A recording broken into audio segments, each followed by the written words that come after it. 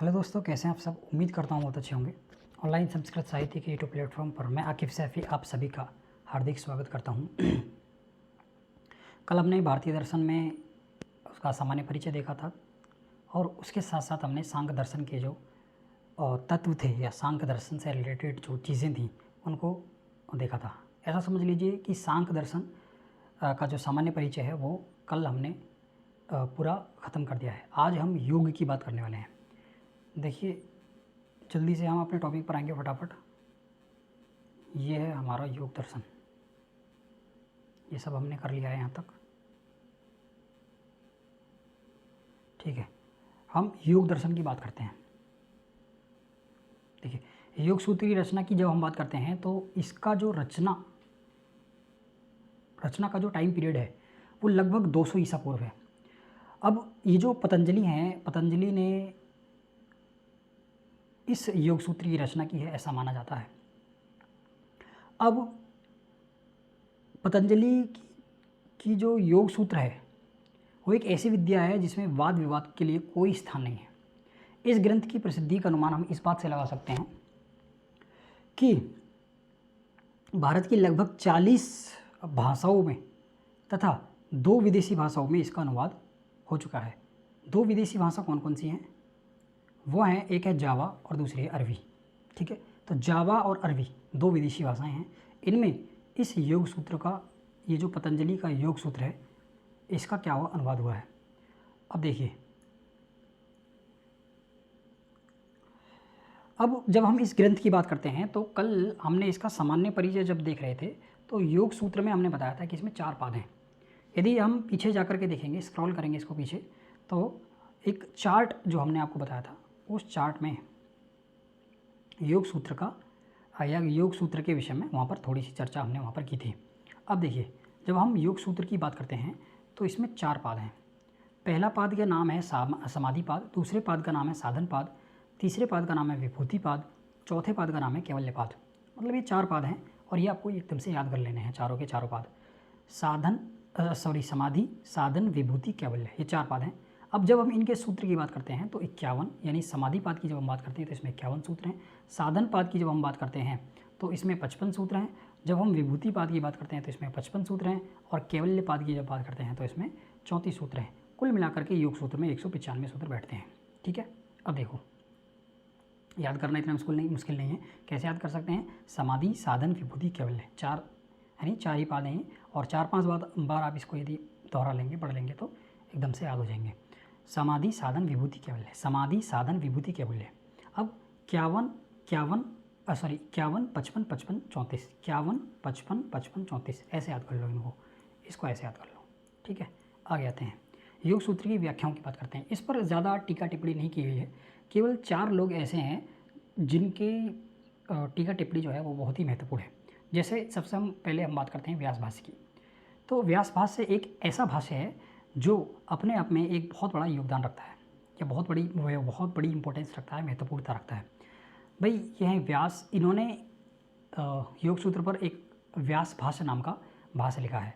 वाचस्पति मिश्र की जब हम बात करते हैं तो इन्होंने तत्ववैसारधि नामक एक टिप्पणी लिखी है या तत्ववैसारधि नामक एक व्याख्या लिखी है। उसके बाद जब हम योग वार्तिक की बात करते हैं तो ये किसकी रचना है? ये विज्ञान भिक्षु की है। ये भी किस पर है? योग सूत्र पर एक टीका है या एक कमेंट्री है। उसके बाद जब हम बात करते हैं धारेश्वर भोज की, जिनको राजा भोज भी कहा जाता है, यानी धारेश्वर भोज कहिए या राजा भोज कहिए तो एक ही बात है। इनकी भोज वृत्ति बहुत ज़्यादा प्रसिद्ध है। तो ये 4 ही ऐसी कमेंट्रीज़ हैं जो परीक्षा के लिए महत्वपूर्ण हैं। इतनी चीज़ें आपको याद करनी है। अब देखिए, योग सूत्र की अन्य टीकाओं की जो हम बात करते हैं तो इस पर बहुत सारी टीकाएँ लिखी गई हैं, लेकिन जो मैंने ऊपर 4 बताई हैं वो ज़्यादा महत्वपूर्ण हैं। आप चाहें तो इनको याद कर सकते हैं, चाहें तो स्किप कर सकते हैं, ठीक है। तो मैं दिमागी कसरत आप यहाँ पर कर सकते हैं। देखिए, योग सूत्र की अन्य टीकाएँ भी लिखी गई हैं जिनमें भोजकृत राजा मार्तंड्य है, यानी प्रसिद्ध नाम भोजवृत्ति इसका, अब ऊपर भी हमने इसकी चर्चा की थी। और एक है भावा गणेश की एक वृत्ति बहुत प्रसिद्ध है। और तीसरी जो रचना हमें मिलती है वो रामानंद की यति मणि प्रभा, इस प्रकार की क्या है ये रचना है। और अनंत पंडित एक आचार्य हुए हैं, उनकी एक रचना है योग चंद्रिका, जो कि महत्वपूर्ण तो नहीं है लेकिन आप याद कर सकते हैं। पाँचवीं जब हम टिप्पणी की बात करते हैं, टीका की बात करते हैं, तो सदाशिवेंद्र सरस्वती नाम के एक विद्वान हुए हैं जिन्होंने योग सुधारक नामक एक व्याख्या लिखी है। और नागोजी भट्ट की बात करते हैं, नागोजी भट्ट है ना ये, ठीक है, नागोजी भट्ट की जब हम बात करते हैं तो इन्होंने लघ्वी और भृति नामक 2 वृत्तियाँ लिखी हैं जो बहुत ज़्यादा प्रसिद्ध हैं। ठीक है, आप चाहें तो इनको याद कर सकते हैं। उसके बाद जब हम न्याय दर्शन की बात करते हैं, देखिए योग के विषय में आपको इतना ही जानना था। और इसके बाद जब हम पतंजलि का योग सूत्र पढ़ने वाले हैं तो वहाँ पर इसकी विस्तार से चर्चा करेंगे, है। इसमें ना जो सिलेबस के हिसाब से जब हम देखते हैं तो इतनी ही चीज़ें हैं। अब ये सामान्य परिचय में तो इतना काफ़ी है, लेकिन जब हम इसके विशिष्ट अध्ययन की बात करेंगे या जब हम योग सूत्र की बात करेंगे, पतंजलि के योग सूत्र में जो टॉपिक्स दिए हुए हैं, लगे हुए हैं, जब हम उनकी बात करेंगे तो उसकी हम विस्तार से चर्चा करेंगे आपको। ठीक है, अब देखिए उसके बाद अगला जो दर्शन आता है वो योग दर्शन आता है।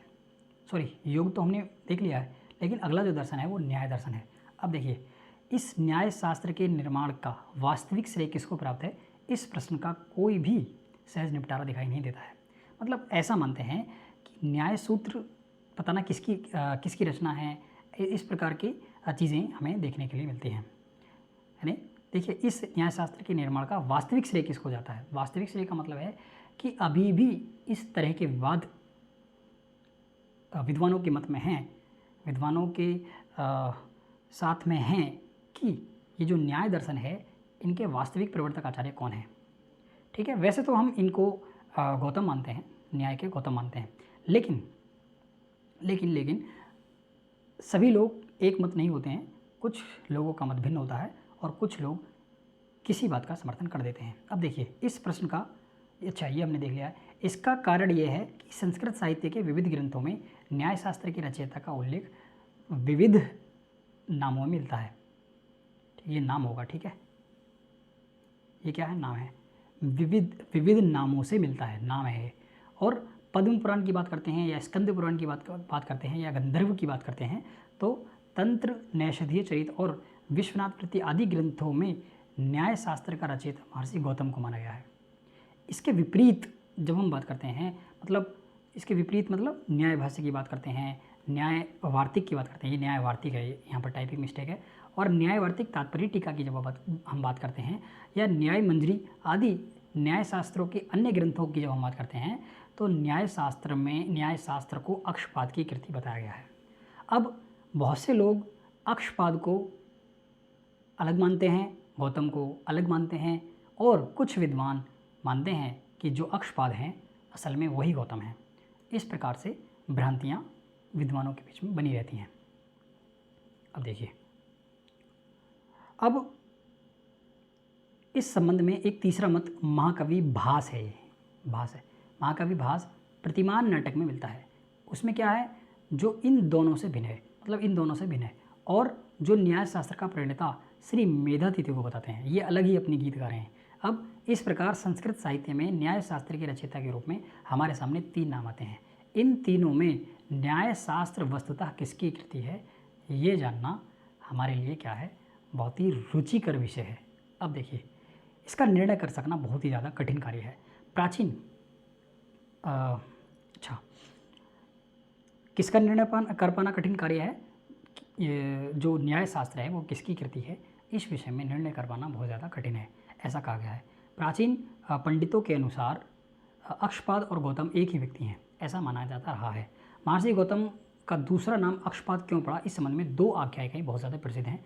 पहली आख्यायिका इस प्रकार है, देखिए पहली आख्यायिका क्या कहती है, पहली आख्यायिका कहती है महर्षि गौतम जो हैं वो किसी समय भ्रमण करने के लिए जा रहे थे, तो उस समय वे दार्शनिक प्रश्नों के विचार में इतने डूब गए थे कि जो रास्ता था उसका उन्होंने ध्यान ही नहीं दिया और रास्ते में पड़ रहे कुएं में जाकर वो गिर गए। ठीक है, कुएं में जाकर क्या हुए, गिर गए। अब कुएं से उनकी प्राण रक्षा तो हो गई जैसे तैसे, पर आगे कभी इस प्रकार की घटना ना हो, इस भाव से जो ईश्वर है उन्होंने उनके पैरों में 2 आँखें बना दी, इसीलिए वह अक्षपाद का मतलब पैरों में आँखें वाले कहे जाने लगे। अब देखिए ये इस प्रकार की मान्यताएं यहाँ पर बताई गई हैं। अब इस कथन की निसारता और मिथ्या परिकल्पना इतनी स्पष्ट है, मतलब ये बात इतनी झूठी है कि उसके लिए किसी प्रमाण की आवश्यकता नहीं है। अब जिस मस्तिष्क से इस मिथ्या कथानक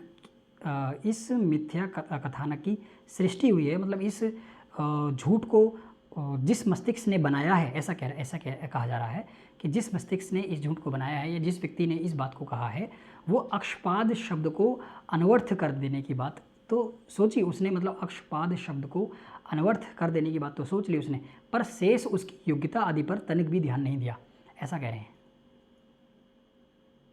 ठीक है, चलिए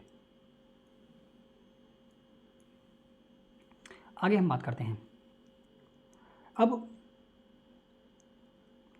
अन्यथा ऐसी तुक्ष परिकल्पना वो कभी नहीं करता, ऐसा कहा गया है। मन अणु है, एक समय में एक ही वस्तु का ज्ञान कर सकता है। जो मन है वो केवल एक ही समय में एक ही वस्तु पर ध्यान केंद्रित कर सकता है। देखिए इसका एक न्याय भी है यहाँ पर, ये न्याय शास्त्र में ही कहा गया है। न्याय कौन सा है ये न्याय है युगपत ज्ञान उत्पत्ति और मनोलिंगम। युगपत ज्ञान उत्पत्ति ही मनोलिंगम, ये न्यायशास्त्र का ही एक सूत्र है। महर्षि गौतम का मन उस समय किसी अन्य विषय के चिंतन में व्यस्त था, इसीलिए ये व्यस्त हुआ यहाँ पर। चलिए, इसलिए आंखों के सामने कुएं के आते हुए भी वह कुआं नहीं दिख सके, यही उनके कुएं में गिरने का कारण है।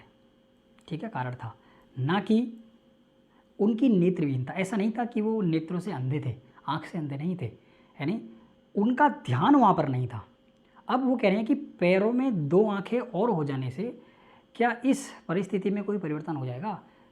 कहने का मतलब ये है, इनका भी तर्क एकदम सही है। ये कहना चाह रहे हैं कि भाई जब व्यक्ति का ध्यान एक ही वस्तु में लगा हुआ होता है तो फिर आप उसको आवाज़ दीजिए, उसके आगे सांप आ जाए, उसके आगे कोई भी किसी प्रकार की प्रक्रिया हो जाए, उसका ध्यान वहाँ पर नहीं जाता है।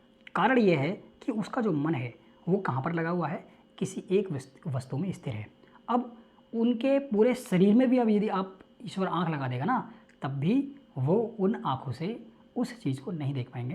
कहने का तात्पर्य ये है। अब देखिए,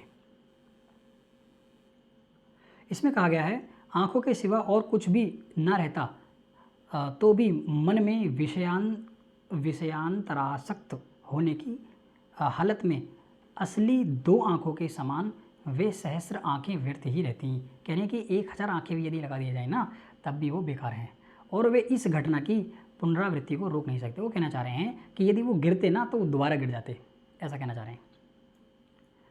यदि 10, 20, 50, 60, 100 या उनके पूरे शरीर में आँखें लगा दी जाएं और उनका ध्यान किसी एक वस्तु पर एकाग्र है और वो रास्ते में चल रहे हैं, तो 1000 आँखें होने के बाद भी वो पुनः उस घटना को प्राप्त हो जाएंगे, ऐसा इसका भावार्थ है। मुझे लगता है आपको चीज़ें समझ में आ रही होंगी। अब देखिए, महर्षि गौतम के संबंध में ऐसी मिथ्या कल्पना करते समय भी यदि उसे उनके इस सिद्धांत का स्मरण हो आता तो आशा थी कि उसे इस प्रकार की मिथ्या और व्यर्थ कल्पना करने का साहस ना होता। हाँ, पैरों के दोष से कुएं में गिर पड़ने की भी दुर्घटना ने उनकी आंखें खोल दी थी, ताकि आगे वह सावधान होकर चलें और इस प्रकार की दुर्घटना दोबारा ना हो। यह आवर्त यदि अक्षपाद शब्द से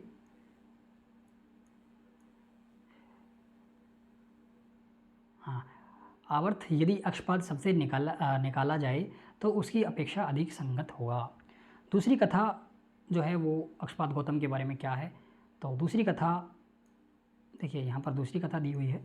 दूसरी कथा क्या है, इसमें कहा गया है कि दूसरी कथा का निर्देश न्याय कोशकार ने अपनी टिप्पणी में किया है, जिसका भाव यह है कि महर्षि गौतम जो हैं वो न्याय सिद्धांत का खंडन करने वाले महर्षि व्यास से अप्रसन्न हो गए, मतलब खुश नहीं थे, ऐसा कह रहे हैं। अप्रसन्न हो गए और उन्होंने ऐसी प्रतिज्ञा कर ली कि कभी उनका मुख नहीं देखूंगा।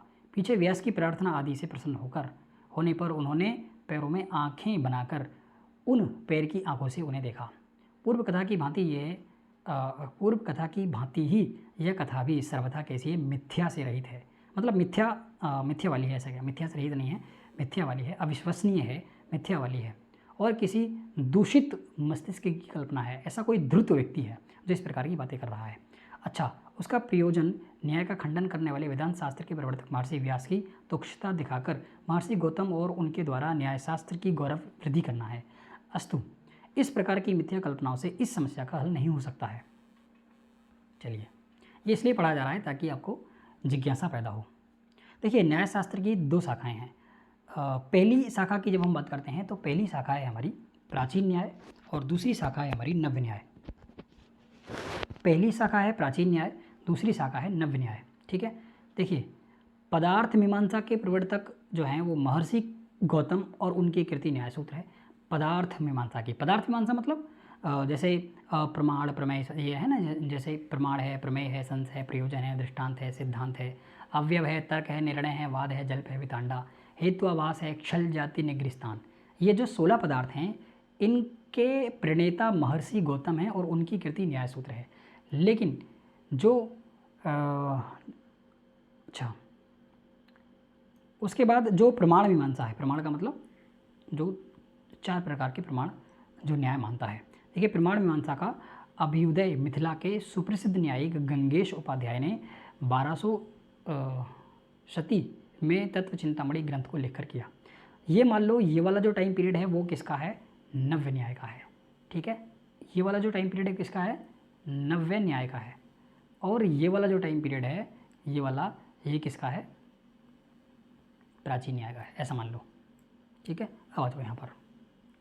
इसमें प्रत्यक्ष प्रमाण का क्या मतलब है, प्रमाण का मतलब है प्रत्यक्ष, अनुमान, उपमान और शब्द, ये 4 प्रमाण। इन चारों प्रमाणों का गंभीर विवेचन किया गया है। पदार्थ मीमांसा और प्रमाण मीमांसा को क्रमशः प्राचीन न्याय और नव्य न्याय भी कहते हैं। ये बात मैंने आपको पहले बता दी है। अब देखिए, गौतम के न्याय सूत्र की बात करते हैं। न्याय सूत्र न्याय दर्शन का एक मूल ग्रंथ है जिसके रचयिता महर्षि गौतम है। इसकी चर्चा हमने आपसे पहले कर ली है। जिनके समय की यदि हम बात करें तो 600 ईसा पूर्व इनका समय निर्धारित कर दिया गया है। न्याय सूत्र में 5 अध्याय हैं और प्रत्येक अध्याय में 2-2 आहनिक और प्रत्येक आहनिक में लगभग 60-70 सूत्र हैं, ऐसा कहा गया है। ठीक है, जब हम न्याय सूत्र की बात करते हैं तो उसमें कितने हैं, 2 अध्याय हैं और प्रत्येक अध्याय में 2-2 आहनिक हैं और प्रत्येक आहनिक में लगभग 60-70 सूत्र हैं। और कुल कितने अध्याय हैं, 5 अध्याय हैं। यदि हम 60 या 70, 60 की यदि बात करते हैं तो 60 गुणा 5 करेंगे तो 5 30, लगभग 300 सूत्र यहाँ पर बैठते हैं। ठीक है, अच्छा, इसकी चर्चा हमने ऊपर भी की है। इसमें कितने सूत्र थे ये भी हमने देखे थे। देखिए, प्राचीन, ये आपको साफ दिख रहा है कि नहीं दिख रहा है, मुझे नहीं पता है क्योंकि मुझे तो एकदम साफ दिख रहा है। प्राचीन न्याय संबंधी जो कुछ साहित्य मिलता है उसकी सूची कुछ इस प्रकार से हम तैयार कर सकते हैं। देखिए, यहाँ पर सबसे पहले हम न्याय सूत्र की बात करते हैं। भाई ये है इंपॉर्टेंट, ये चीज़ इंपॉर्टेंट है, मतलब रचना वगैरह की यदि बात आए ना तो वो इंपॉर्टेंट होता है। कहानी क्या पढ़ी जा रही है वो इतना इंपॉर्टेंट नहीं है, परीक्षा पास करनी है हमें, तो परीक्षा की दृष्टि से जो टीका टिप्पणी हैं वो ज़्यादा महत्वपूर्ण होती हैं। ठीक है, अब जब हम न्याय सूत्र की बात करते हैं तो न्याय सूत्र जो है वो किसकी रचना है, अक्षपाद गौतम की रचना है और ये एक मूल ग्रंथ है न्याय शास्त्र का। अब इस पर बहुत सारी टीका टिप्पणी की गई हैं। अब वो टीका टिप्पणी कौन कौन सी हैं उनका विवरण यहाँ पर दिया गया है। देखिए, जब हम वात्स्यायन की बात करते हैं तो इनका समय 300 ईस्वी के आसपास माना जाता है और इन्होंने एक भाष्य लिखा है जिसका नाम है न्याय भाष्य। फिर एक उद्योतकर नामक विद्वान आते हैं जिनका समय 335 ईस्वी के आसपास माना जाता है। इन्होंने एक टीका लिखी है जिसका नाम है न्याय वार्तिक। उसके बाद वाचस्पति मिश्र आते हैं। वाचस्पति मिश्र का जो समय है वो कितना माना गया है, 840 ईस्वी माना गया है और इन्होंने एक टीका लिखी है जिसका नाम है न्याय वार्तिक तात्पर्य टीका। उसके बाद उदयनाचार्य हैं। उदयनाचार्य का जो समय है वो 984 ईस्वी माना गया है और इन्होंने न्याय सूत्र पर एक टीका लिखी है जिसका नाम क्या है, न्याय वार्तिक तात्पर्य टीका या न्याय वार्तिक तात्पर्य परिशुद्ध टीका, ऐसा मानिए, न्याय वार्तिक तात्पर्य परिशुद्ध टीका। उसके बाद जयंत भट्ट आते हैं, इनका समय 1000 ईस्वी माना गया है, इन्होंने न्याय मंजरी लिखा है। उसके बाद वर्धमान आते हैं, वर्धमान का समय 1225 ईस्वी है और इन्होंने इस पर एक ग्रंथ लिखा है जिसका नाम है न्याय निबंध प्रकाश। ये भी एक टीका है किसकी, न्याय सूत्र की टीका है। उसके बाद श्रीकंठ आते हैं। श्रीकंठ का समय हमें मालूम नहीं है और इनकी रचना हमें पता है। रचना क्या है, न्याय अलंकार, इनकी एक रचना है। उसके बाद वाचस्पति मिश्र आते हैं द्वितीय। पहले वाचस्पति मिश्र ये अलग हैं, ये वाचस्पति मिश्र अलग हैं। जब इनके समय की बात करते हैं तो ये 1450 ईस्वी इनका समय माना गया है। अब देखिए, इनकी एक रचना है उस रचना का क्या नाम है? न्याय सूत्र उद्धार है। रामभद्र हैं, इनका जो समय है वो कितना है?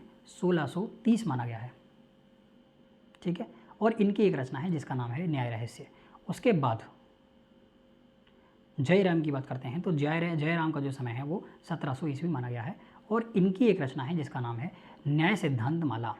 उसके बाद एक और विद्वान हमारे सामने आते हैं जिनका नाम क्या है? विश्वनाथ है, और इनका जो समय है वो 1600, एक मिनट, इनका जो समय है वो कितना माना गया है? 1634 ईस्वी माना गया है। और इनकी एक रचना है जिसका नाम क्या है? न्याय सूत्र वृत्ति है। जिसका नाम क्या है? न्याय सूत्र वृत्ति है। चलिए, उसके बाद एक और अंतिम जो विद्वान आते हैं हमारे सामने वो आते हैं गोविंद खन्ना। इनका जो समय है वो 1650 ईस्वी है, और इन्होंने एक रचना लिखी है जिसका नाम है न्याय संक्षेप। ये भी न्याय सूत्र की ही टीका है। मतलब ये जितनी भी रचनाएं यहाँ पर आप देख रहे हैं ये सारी की सारी न्याय सूत्र की टीकाएँ हैं। आपको बातें समझ में आ रही होंगी। याद कैसे कर सकते हैं? सबसे बड़ा चैलेंज ये होता है, याद कैसे करें भाई? कैसे याद करना है? तो आपको एक कॉपी पर या एक पेज पर इन सारे के सारे जितने भी भाष्यकार हैं या जितने भी टीकाकार हैं उन सबको लिख लेना है। जैसे क्रम से लिखना है इनको। जैसे अब देखिए, इसका यहाँ पर मैंने नीचे लिखा हुआ भी, कैसे याद कर सकते हैं? प्राचीन न्याय के आचार्यों का क्रम। देखो कैसे याद करेंगे। पहले लिखना आप अक्षपाद गौतम, दूसरे वात्स्यायन न्याय भाष्य, उद्योतकर, वाचस्पति मिश्र, उदयनाचार्य, फिर उसके बाद वरदराज मिश्र, और फिर उसके बाद मल्लीनाथ, और फिर उसके बाद अंत में आप लिखना जयंत भट्ट। अब याद कैसे करेंगे ये देखना है हमें। देखिए, जब आप याद करने के लिए जाएं तो इसको अपनी आवाज़ में रिकॉर्ड कर लें। अक्षपाद वात्स्यायन देखिए, अक्षपाद गौतम न्याय सूत्र, वात्स्यायन न्याय भाष्य, उद्योतकर न्याय वार्तिक, वाचस्पति मिश्र जो है वो न्याय वार्तिक तात्पर्य टीका, उदयनाचार्य परिशुद्धि टीका, न्याय कुसुमांजलि और आत्मतत्व विवेक, वरदराज मिश्र जो है वो तार्किक रक्षा, मल्लीनाथ की टीका, जयंत भट्ट की न्याय मंजरी। जब आप ऐसे इसको रिकॉर्ड कर लेंगे अपनी आवाज़ में और इसको 2-3 बार लगातार सुनेंगे तो आपको ये चीज़ें एकदम से याद हो जाएंगी, ठीक है। ये एक बेस्ट तरीका है। उसके बाद केशव मिश्र तर्क भाषा, रामभद्र न्याय रहस्य, वाचस्पति मिश्र द्वितीय न्याय सूत्रोद्धार, श्रीकंठ न्याय अलंकार, विश्वनाथ न्याय सूत्रवृत्ति, गोविंद खन्ना न्याय संक्षेप, जयराम न्याय सिद्धांत माला। जब हम इस प्रकार से इन चीज़ों को रिकॉर्ड कर लेंगे और जब हम इनको बार बार सुनेंगे तो ये चीज़ें कंठस्थ हो जाएंगी। मुझे लगता है ये सारी चीज़ें आपको समझ में आ रही होंगी। अब आ जाओ यहाँ पर, इसको थोड़ा सा हम जूम कर लेते हैं। यहाँ पर हमारी क्रम संख्या लिखी हुई है। अच्छा, ये वाला जो चार्ट था ये प्राचीन न्याय का था। ये वाला, ये जो जितने भी भाष्यकार या जितने भी टीकाकार जितने भी हुए हैं ये सारे के सारे किसके हैं? प्राचीन न्याय के हैं। लेकिन जब हम नव्य न्याय की बात करते हैं तो नव्य न्याय हमारा यहाँ से शुरू होता है। अब देखिए, नव्य न्याय की जब हम बात करते हैं तो इनके कौन कौन आचार्य हैं इनको देखेंगे। सबसे पहले जिसने नव्य न्याय की नींव रखी है वो गंगेश उपाध्याय हैं। इनका समय 1200 ईस्वी है। ये इनका जो स्थान है वो मिथिला है, और इनके बारे में क्या विशेष है? नव्य न्याय के प्रवर्तक हैं। ये बात हमने आपसे पहले कर ली है। उसके बाद जब हम इनकी रचना की बात करते हैं तो केवल इनकी एक ही रचना हमें प्राप्त होती है, तत्व चिंतामणि। इनकी एक ही रचना प्राप्त होती है जिसका नाम है तत्व चिंतामणि। उसके बाद जब हम वर्धमान उपाध्याय की बात करते हैं तो इनका समय 1250 ईस्वी हमें प्राप्त होता है, और ये भी मिथिला के निवासी हैं, और गंगेश उपाध्याय के शिष्य इनको बताया जाता है। मतलब इनके शिष्य ये हैं। ऐसा ये गुरु शिष्य परंपरा यहाँ पर आप मान सकते हैं। ये सारे के सारे गुरु हैं, ऊपर वाले गुरु होंगे और नीचे वाले शिष्य होंगे, ऐसा मान करके चलना है आपको, ठीक है। तो ये वर्धमान जो हैं, वर्धमान उपाध्याय, ये क्या हैं? इनका जो समय है वो 1250 ईस्वी है, मिथिला के निवासी हैं और गंगेश उपाध्याय के शिष्य हैं। और उसके बाद इनके जब रचना की हम बात करते हैं तो ये इनकी रचनाएं हैं। देखिए, इनकी रचनाएं कौन कौन सी हैं? तत्व चिंतामणि प्रकाश है, न्याय निबंध प्रकाश है जो कि न्याय वार्तिक तात्पर्य परिशुद्धि टीका की टीका है, न्याय परिशिष्ट प्रकाश है, प्रमेय निबंध प्रकाश है, किरणावली प्रकाश है, और न्याय कुसुमांजलि प्रकाश है, न्याय लीलावती प्रकाश है, और खंड प्रकाश है। तो ये 8 टीकाएँ या 8 रचनाएँ किसकी हैं? ये हमारी वर्धमान उपाध्याय की हैं। उसके बाद जब हम पक्षधर की बात करते हैं तो पक्षधर को जयदेव भी कहा जाता है।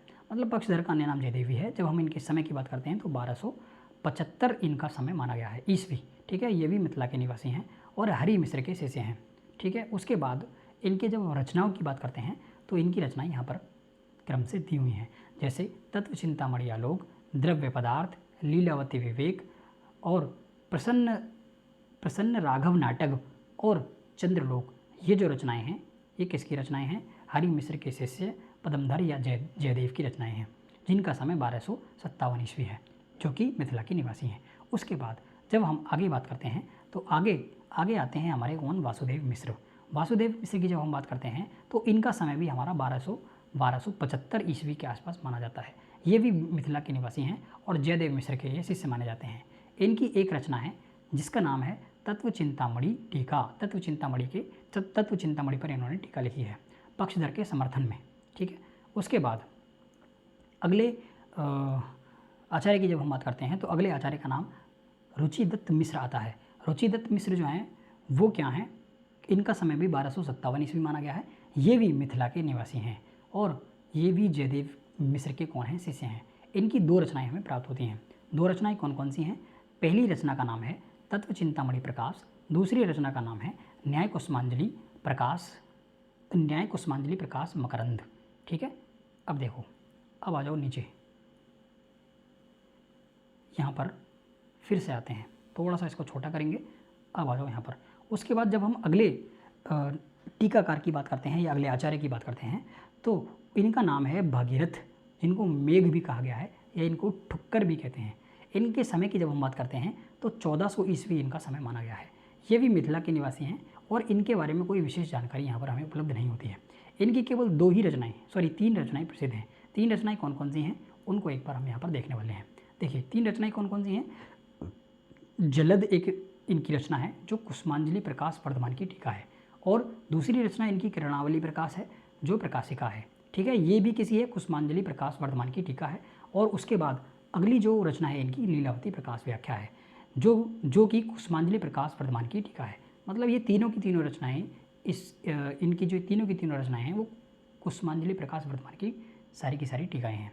उसके बाद जब हम अगले टीकाकार की बात करते हैं तो अगले टीकाकार का नाम हमारे सामने आता है महेश्वर ठुक्कर। महेश्वर ठुक्कर, इनका समय की जब हम बात करेंगे तो 1400 ईस्वी इनका समय माना गया है। ये भी मिथिला के निवासी हैं। इनके बारे में बहुत सारी विशेष जानकारियाँ यहाँ पर हमें दी गई हैं, जैसे दरभंगा के राजवंश के संस्थापक हैं। इनके शिष्य रघुनंद दास राय न्यायिक की विद्वता से प्रसन्न होकर सम्राट अकबर ने दरभंगा का प्रांत उनको भेंट कर दिया था, जिसे उन्होंने गुरुद्ध क्षिणा के रूप में महेश ठुक्कर को समर्पित कर दिया और इस प्रकार वे दरभंगा के राजवंश के संस्थापक बन गए। अब इनकी केवल एक ही रचना हमें प्राप्त होती है जिसका नाम क्या है? पक्षधर मिश्र के आलोक पर। देखिए, पक्षधर मिश्र के आलोक पर दर्पण टीका। ये केवल एक ही रचना हमें इनकी प्राप्त होती है। क्या नाम है इनका? महेश्वर ठुक्कर।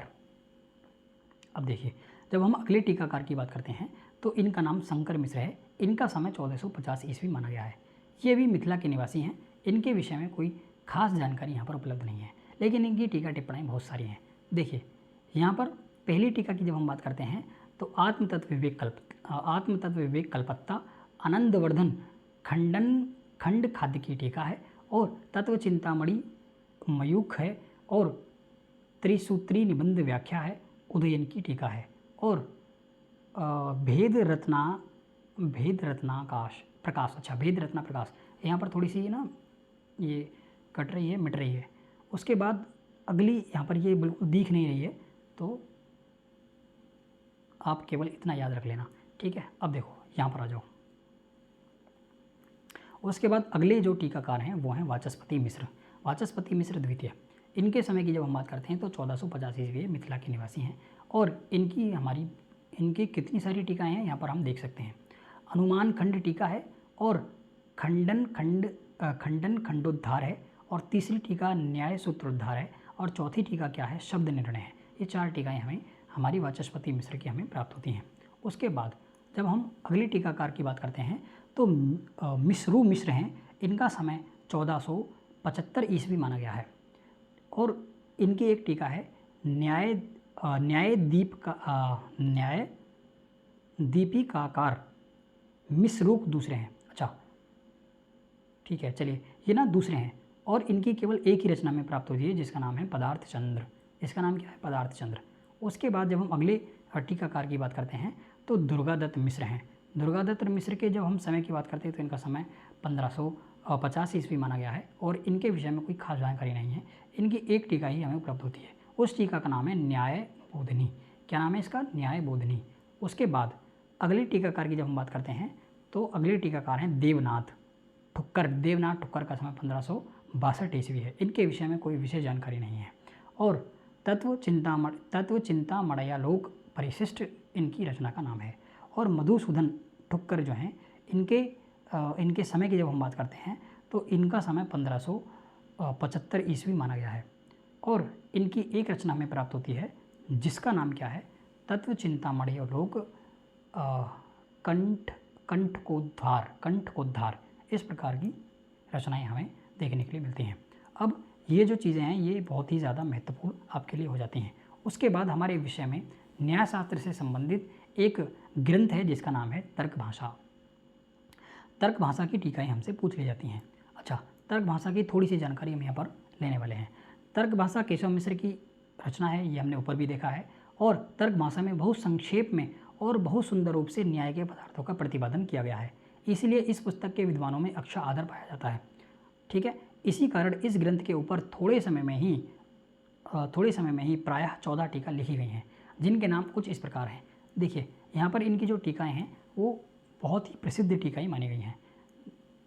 देखिए जब हम तर्क भाषा प्रकाशिका की बात करते हैं तो ये श्री गोवर्धन मिश्र की है जिनका समय 1300 ईस्वी माना गया है। श्री गोपीनाथ कृत एक उज्ज्वला टीका है। और श्री ये कौन है? रोम बिल्लो वेंकट बुद्ध कृत हैं जिन्होंने तर्क भाषा भाव टीका लिखी है।